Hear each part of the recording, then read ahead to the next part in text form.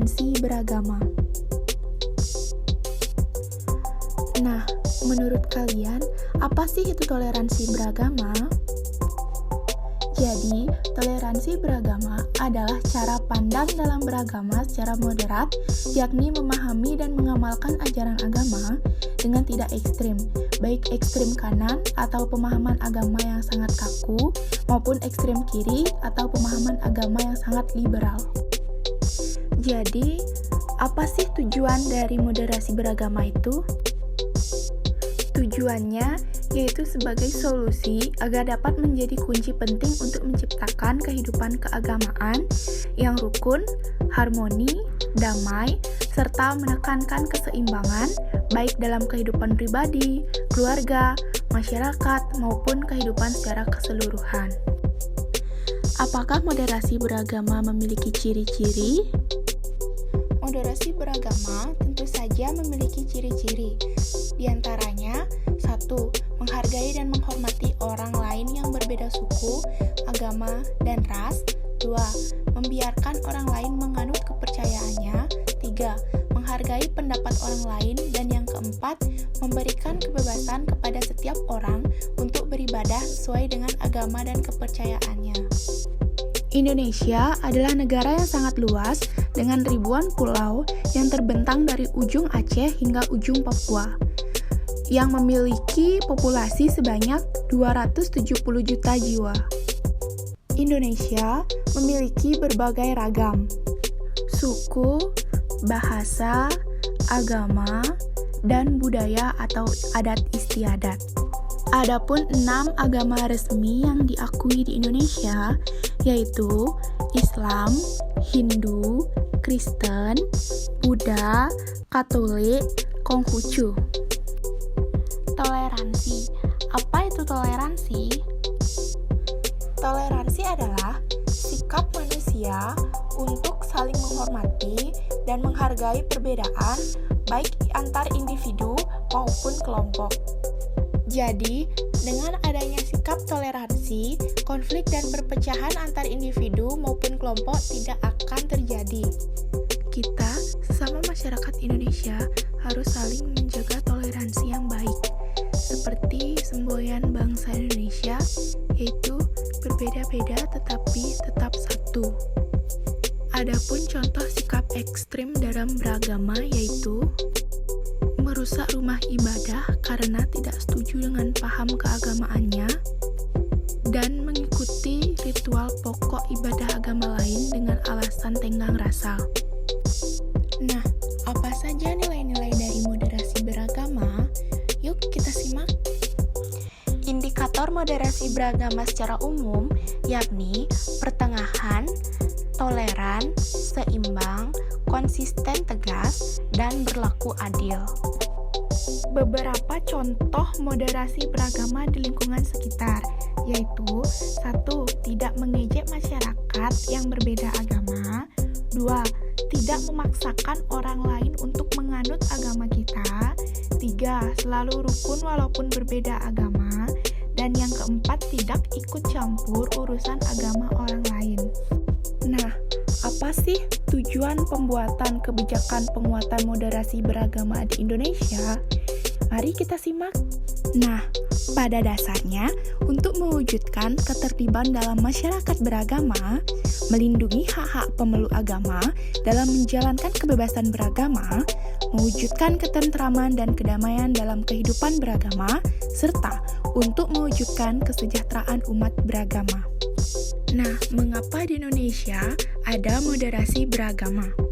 Di Indonesia ada moderasi beragama karena dengan majemuknya masyarakat Indonesia dan banyaknya keberagaman yang ada di tengah-tengah masyarakat untuk dapat hidup berdampingan dengan keharmonisan, maka dibutuhkanlah sikap moderasi ini agar keberagamaan yang ada dapat memunculkan rasa persatuan dan kesatuan dalam bangsa dan negara Indonesia. Bagaimana sih cara meningkatkan toleransi beragama? Mari kita simak. Cara meningkatkan toleransi agama yaitu dengan cara 1. Bersikap dan hormat terhadap agama lain dengan baik tanpa memandang usia. agama, ras, dan budaya. 2. Tidak membicarakan keburukan orang lain. Dan yang ketiga, mendengarkan orang lain ketika berbicara tanpa memotong pembicaraannya. Apakah toleransi memiliki hikmah? Mari kita simak dalam video berikut. Nah, dalam toleransi terdapat 5 hikmah. Di antaranya, yang pertama, menciptakan hidup yang rukun antar sesama. Yang kedua, menghormati mematuhi norma yang ada. Yang ketiga, meningkatnya rasa kebersamaan hingga persaudaraan. Yang keempat, mempererat suatu hubungan. Dan yang kelima, mencegah kerusakan dan perang. Nah, bagaimana sih sikap toleransi yang benar agar dalam masyarakat tercipta keharmonisan? Yaitu dengan cara menghormati perbedaan, tidak bergunjing, menjadi pendengar yang baik, berbicara dengan santun, toleransi saat umat lain beribadah, tidak memaksakan kehendak, dan menerima perbedaan. Nah, menurut Anda, apakah di bumi ini hidup bertoleransi itu penting? Tentu saja penting, karena dengan bertoleransi, menghargai pendapat orang lain akan membawa kehidupan yang lebih indah. Apa sih dampak dari toleransi? Adapun dampak dari toleransi yaitu sikap toleransi dapat menjaga hubungan masyarakat agar tetap harmonis di tengah perbedaan. Dengan adanya sikap toleransi, kenyamanan dan ketentraman masyarakat akan terjaga tanpa adanya konflik karena perbedaan tertentu. Nah, apa sih tujuan dari sikap toleransi? Sikap toleransi bertujuan untuk mencegah terjadinya perpecahan akibat banyaknya perbedaan yang ada di bumi ini. Nah, apakah toleransi antarumat beragama di Indonesia sudah terlaksanakan dengan baik? Menurut Adriano, toleransi antar umat beragama di Indonesia belum sepenuhnya baik. Menurut Adriano, toleransi antar umat beragama di Indonesia memang sudah semakin baik dari tahun ke tahun. Namun, banyak masyarakat yang semakin mengerti indahnya hidup berdampingan dalam perbedaan. Bagaimana cara membangun toleransi antar pemeluk agama?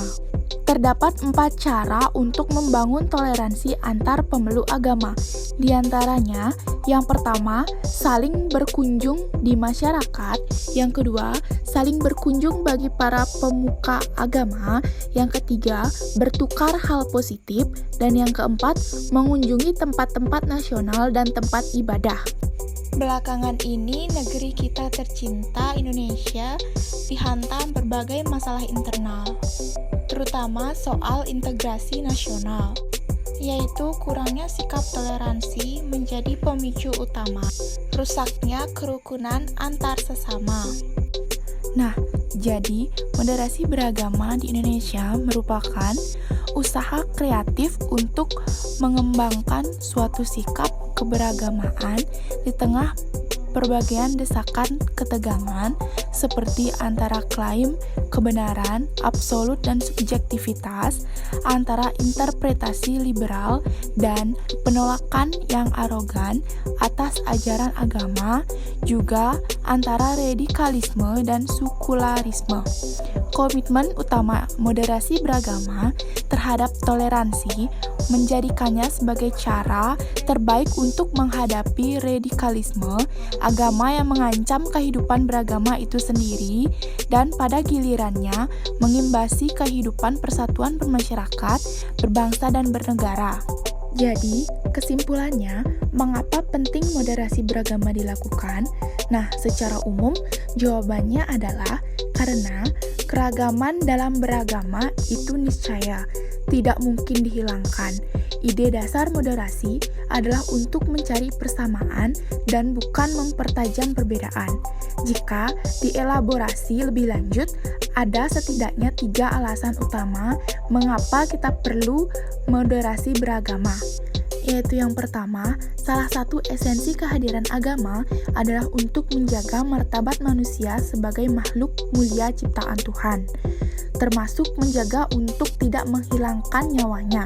Yang kedua, ribuan tahun setelah agama-agama lahir, manusia semakin bertambah dan beragam, bersuku-suku, berbangsa-bangsa, beraneka warna kulit, tersebar di berbagai negeri dan wilayah. Dan yang ketiga, khususnya dalam konteks Indonesia, moderasi beragama diperlukan sebagai strategi kebudayaan kita dalam merawat keindonesiaan.